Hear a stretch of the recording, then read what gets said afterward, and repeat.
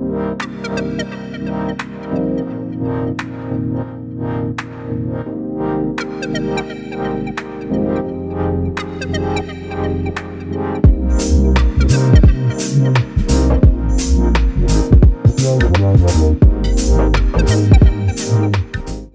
realized gaming isn't just entertainment, it's a tool to unlock education, opportunity, and intelligence across an entire continent. So, what if gaming could solve real world problems? What if play becomes the pathway to progress? Today's story is about a company that's doing exactly that, using esports and gamification not just for fun, but for education, empowerment, and sustainability.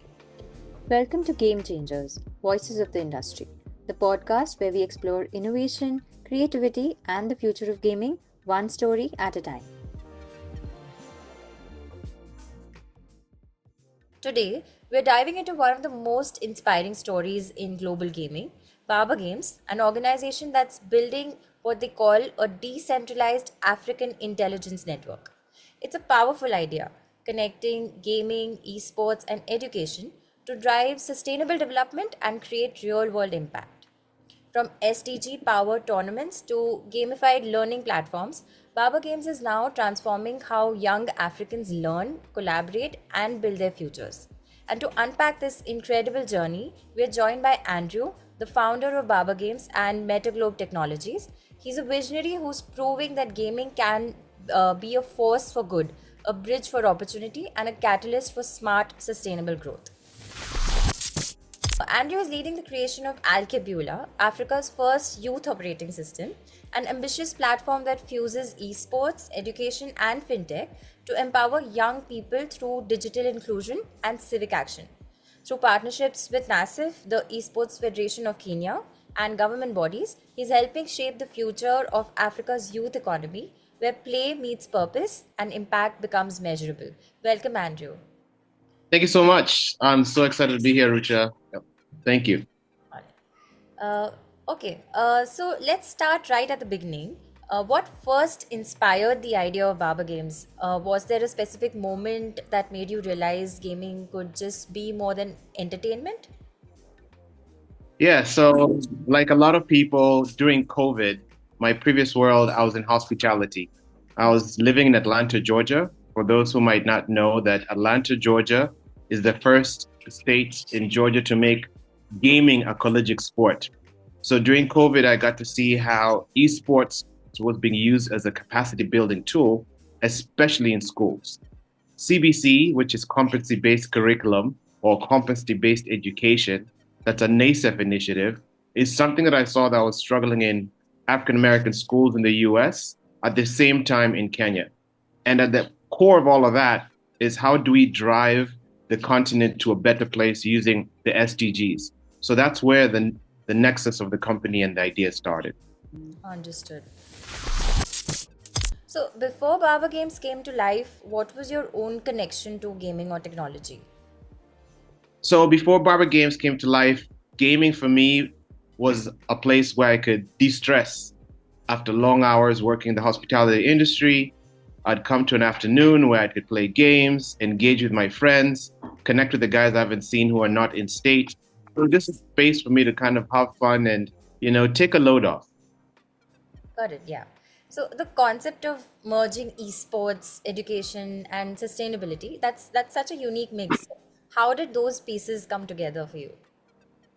Yeah, so from the gaming part of it, I realized that a lot of people were using gaming as a space to connect, and this was during COVID. And from that, I realized the community aspect of what it would do. Not only bring gamers from Atlanta, but gamers from Kenya. And I met a lot of gamers from around the world as well. As I mentioned, I was in the hospitality industry. My last stint, I was working for Ted Montana Grill, Ted Turner, who is the founder of the United Nations Foundation. Also, he had started a cartoon series called Captain Planet. So working for him and seeing what they were doing for sustainability, connecting the dots with the Captain Planet animation cartoon, and then seeing how that was making a connection with building community, that really drove me to say and see how this was a huge opportunity. Then I got to basically be involved with NASEF network of academic, scholastic, esports federations and do some activities and on-ground events with them. And I saw how gaming is a really powerful tool for gamification to help youth not only have fun, build competencies for the 21st century, for this new industrial wave that we're in, but also impart education through gamified learning. Got it. So what were those early days like? Like, were there moments of doubt or, any big challenges? Because you were trying to build something that sits at the crossroad of gaming, tech, and social impact. Yeah, I will say it's still a little bit of a challenge. So I had to leave Atlanta and come to Kenya because having execution on the ground was important. One thing that has happened that is a big challenge still for the last decade, iGaming, which is the betting side of things, Yeah. has been the most prevalent of what people consider as gaming. So being able to shift people's minds to the side of skill, which is the esports side, is still a challenge, but we're getting there. On the impact part, now a lot of NGOs are in Kenya. So the question for me was, how do we gamify the impact they're already making? So that connection hasn't been that hard, but on the policy side, to align the vision of what the skill side versus the chance side has been still a challenge that we're pushing through. Mm-hmm. Okay. And was there a turning point, maybe, a particular tournament or partnership or any milestone where you felt, okay, this is actually starting to make a real difference? Yeah, so through NASEF, one of the first games we were playing was called Farmcraft. It's under the Minecraft ecosystem. And Farmcraft really essentially helps youth make farming fun. One of the interesting facts in Africa, or Kenya specifically, majority of the farmers are above 60. And Gen Z don't really think farming is cool. So what Farmcraft does is bring that intersection of gaming and agri-tech and make it really cool. So when I saw the learnings that youth were having in the Farmcraft game, translating that to actualized hands-on activities, that's where the really aha moment came for me. Oh, wow. So what did that feel like, seeing the idea finally resonate with people? It's great.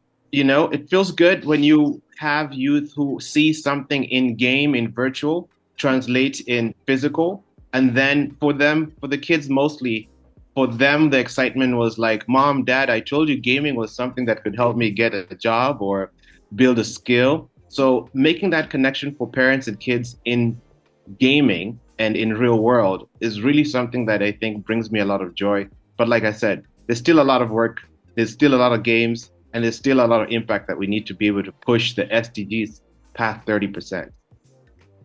Correct. Yeah, that's correct. Amazing. Okay. So let's talk a little bit about your craft and the process itself. So Yeah. BARBAH talks about building a decentralized African intelligence network. Can you unpack what that means in action? Yeah, so one of the things that I came to find out when we are trying to basically connect gamers in Kenya to opportunities, for example, funders in the US who are looking to sponsor esports teams, was that African gamers are not on the platforms that would give them visibility. One, for example, is Twitch. If a scout is looking for a gamer, they need to be able to go on Twitch and see what their gaming cadence is, their reach, but the way we consume data in Kenya, Kenyans are not on Twitch. Now they are on TikTok, yes, but doesn't show a broader reach. The other is on LinkedIn. Lots of Kenyan gamers, and it's 11.9 million of them, are not on LinkedIn. So even brands who are looking to connect to them don't see their visibility. So when I say a decentralized African network, one of the things that I've come to see is the gamers in Kenya are, of course, between 18 to 35. A lot of them have tech savvy. They're Web3 builders, blockchain experts. But now, like I said, other than their GitHub, their gaming skills and their professional skills connection is not really known.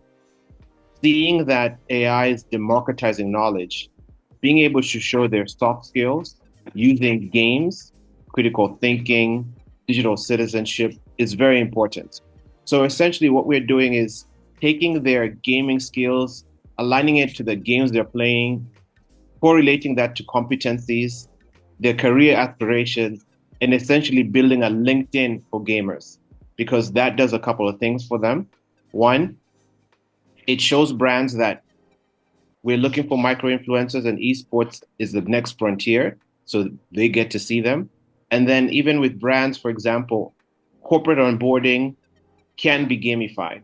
So even this gamers being able to deploy their skills through corporate networks to engage in community building, teamwork, that kind of thing gives them an avenue to now find more jobs. So we're slowly building up that network to show gamers that this is a viable skill and this is a path they should take.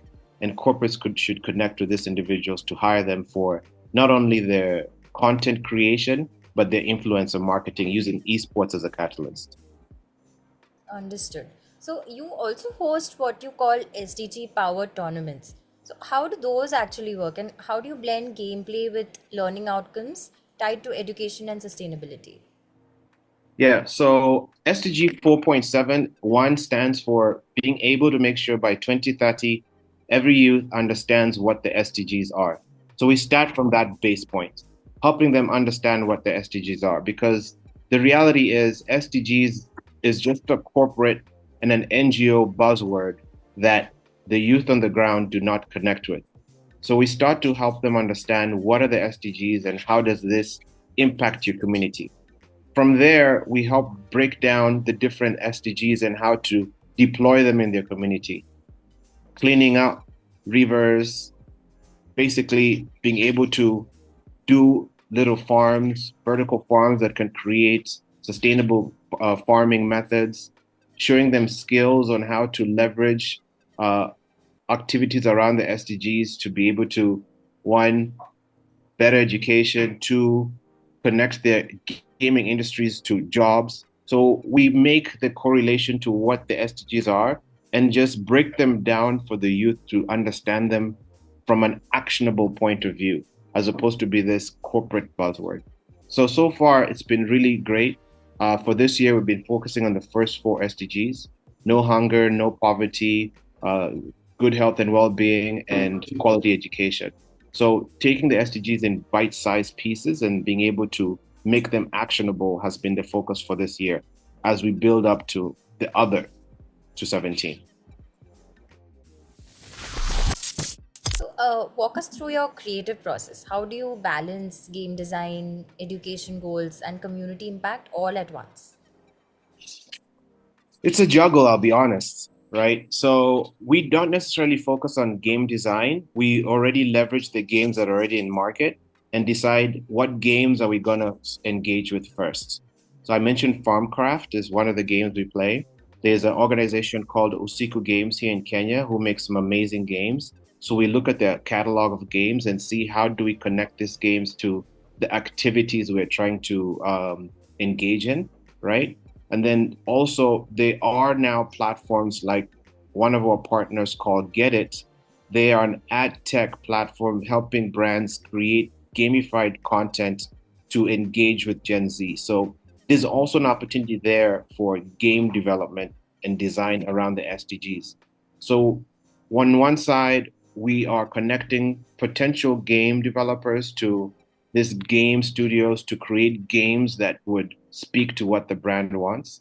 On the impact side, it we align with brand CSR goals, right? And then using those CSR KPIs for said brand is how we focus or deploy our campaigns. Okay. What kind of partnerships makes this work possible? Like especially when you're working with schools, governments, or corporate ESG programs. Yeah, so partnerships, one, government obviously is the big one. We are partnering with Digital Economy and Startups Office in Nairobi County because they are the organization responsible for future jobs reports. We believe that esports has a large spectrum of job opportunities. So government and policymakers is one.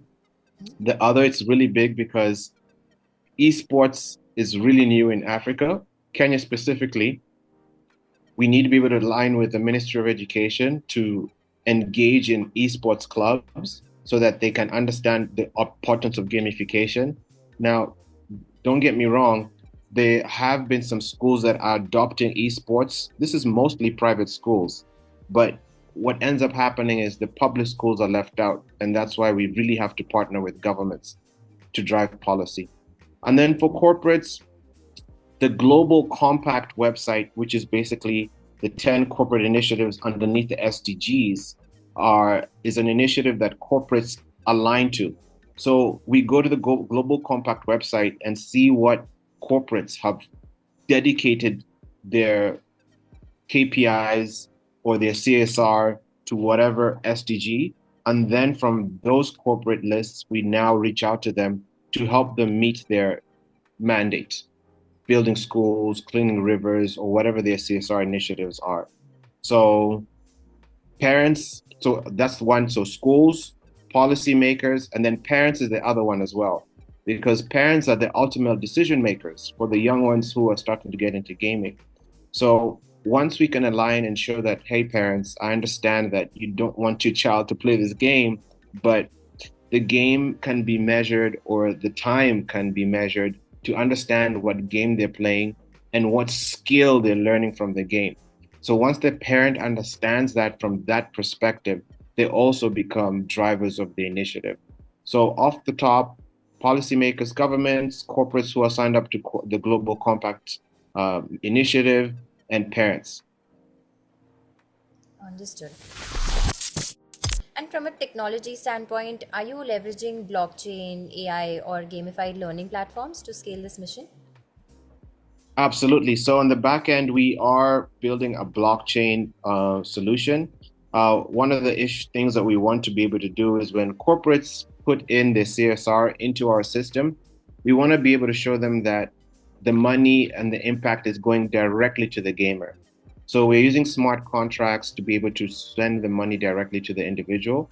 It also helps the corporates understand who is really getting impact. The benefit of this as well is Kenya has been on the cutting edge of mobile money. So now we are now navigating the process on how we integrate M-Pesa, which is Kenya's mobile money platform, to show how these kids are, I guess, deploying their funds or their CSR tokens.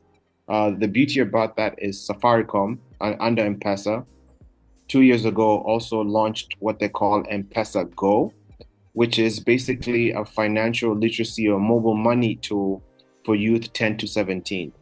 So we're still in conversation to be the official channel partner for M-Pesa Go to be able to connect the youth to the financial literacy tools and the education. Because the reality is kids are doing little tasks, water runs, trash runs, cleaning cars, earning money, and then going to the gaming hubs to play these games. So they're gaming either way, but now we need to create the payment rails and the network to not only start to give them their financial literacy, but show them that this is a pathway for them to build up their credit, but also show parents that gaming has a larger vision or a larger pathway to be able to empower our youth for the future.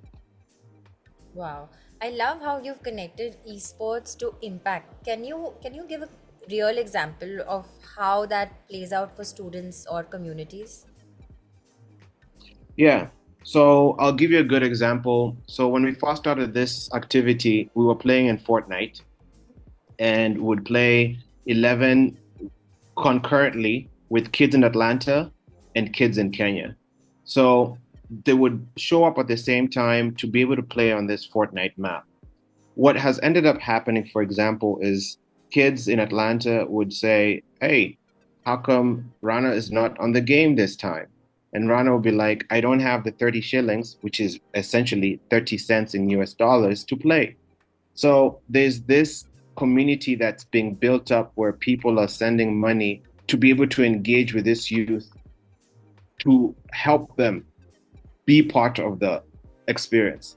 So on the impact side, it's being able to build up partnerships, youth to youth, to be able to engage in this gaming activity that results in them being able to say, part of my initiative, because one of the things we say is don't just send money, let's build something towards, are we helping clean a school, build some trees? So these activities are happening organically, even without me in the space. We just nudge into the right direction.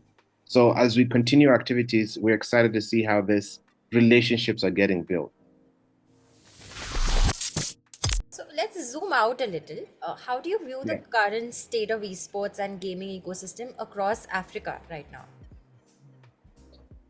We have a long way to go, right? So if you look, for example, the Esports World Cup last year and this year, very few African countries were participating. I would say mostly South Africa, Egypt, and Morocco, because they've already been in that space for a little bit longer. So not a lot of African youth are participating in these global spaces. Two, Kenya, we are fortunate to have good connectivity on internet and electricity. That's still a challenge in a lot of African countries. Three, policy around the ICT and just digital initiatives. Lots of East African countries are way behind Kenya. So there's a lot of work that needs to happen on that side, right? And then three, education is shifting, right? So governments need to be able to keep up with the times because as it stands, we might probably be at AGI in the next 2 years. And here we are in Africa still trying to shift education from different, let's say, colonial structures to structures that benefit the people today. So that's why I think Kenya could be the not only the anchor to ensuring that esports becomes a continental conversation, but creating systems in place and structures that can bring other African youth to Kenya so that they can experience what this new Olympic track is, so they can go back to their respective countries to push their agenda. What makes Africa such a unique opportunity for using gaming as a tool for social good, especially compared to traditional markets like North America or Asia? Well, the beauty about it all is we can skip legacy systems, right? Like mobile money, M-Pesa. We didn't have to go through what countries are going right now trying to create CBDCs, but we went straight to using your cell phone, your phone number as your bank. So banking then bankable.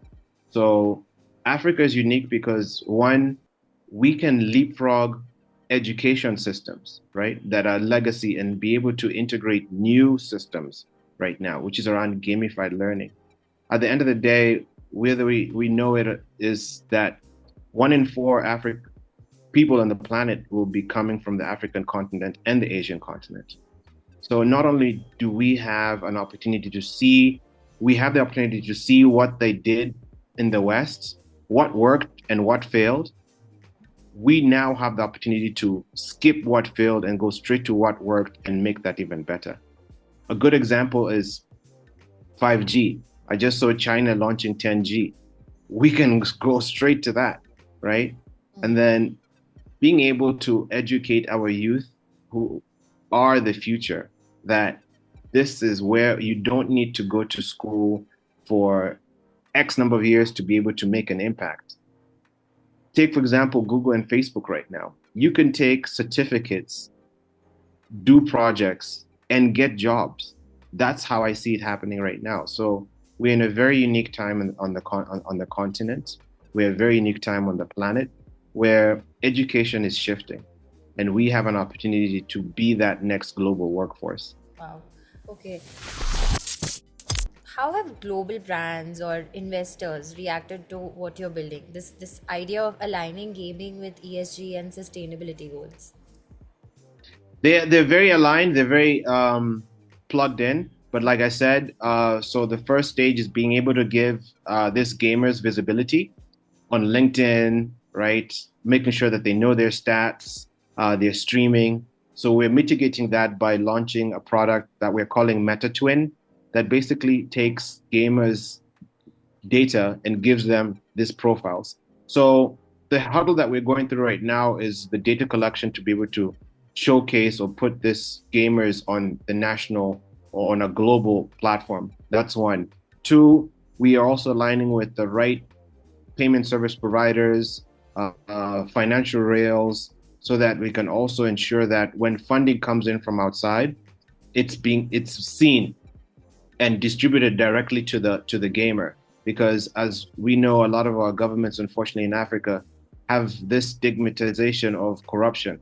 So if we can risk that using blockchain, that gives a little bit more security. So I'll say that we are still building. We are on the way there. The world knows that the next youngest demographic comes from the continent. So for us, it's just to be able to show that it's possible, which we are doing slowly. But I believe by the next 2 years, we'll be able to create a global platform that every brand will be able to, coming into the continent and in Kenya specifically, will be able to plug into.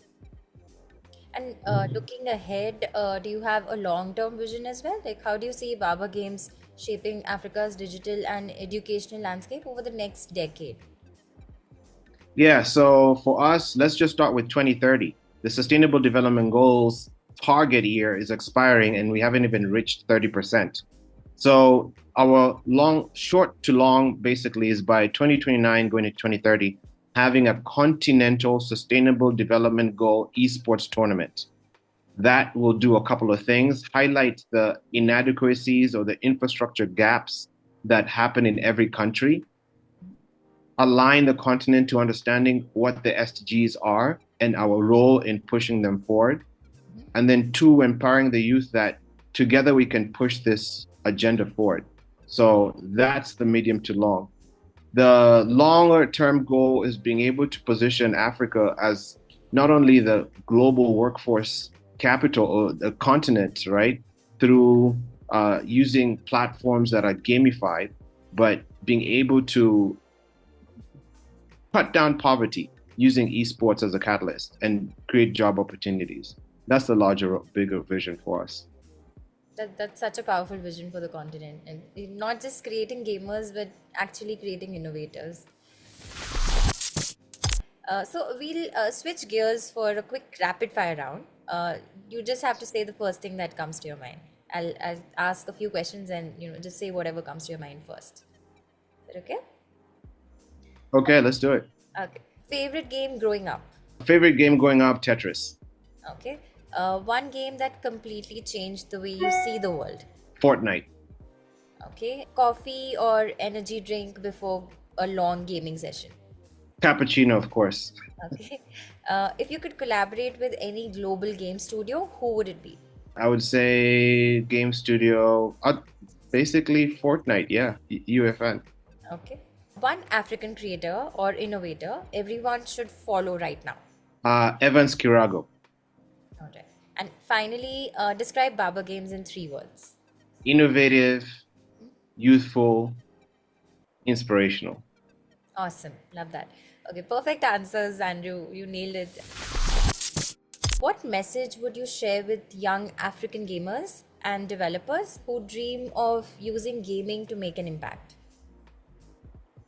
Well, I would say that when it comes to gaming and game development and narrative design and storytelling, we have a plethora of stories. There's over 3,000 languages in Africa. That's 3,000 indigenous experiences that can be translated into games, right? So one, find an AI tool, learn AI tools around getting your ideas out. Two, UEFN is a big platform to be able to create or tell your experiences. And three, start, because around gaming is content creation, marketing, right? Storytelling. This is the future of how we communicate and engage. And this is the time to get going and started. Okay. And additionally, just adding on to that, if someone's listening right now maybe wondering how to merge their passion with purpose, what's the one piece of advice you'd give them? So one piece I would say is use an AI tool and ask it. In this case, ChatGPT is a good one to just express who you are, what you're doing, and what you envision yourself to be in the future. That essentially is a prompt. Put the prompt in, it'll give you some feedback, bounce that feedback through a couple of your friends, family, and then build on that. That will help you give you a North Star to build towards. Awesome. This has been such an inspiring conversation. It's incredible to see how Baba Games is turning play into progress and redefining the game that gaming can mean for education, inclusion, and innovation across Africa. Thank you so much for joining us today, Andrew, and sharing your vision with us. Absolutely. The goal is for all of us with Esports, BARBAH Games, Games Insider to bring this conversation to a global audience and let them know that esports, games, and gamification is the future. So let's work together to make sure that we can make an impact on both our continents. Great. Thank you so much. And for everyone listening, go follow Baba Games on social platforms to keep up with their tournaments and projects. And if you enjoyed this episode, don't forget to like, subscribe, and share it with someone who believes gaming can change the world. Thank you. Thank you so much.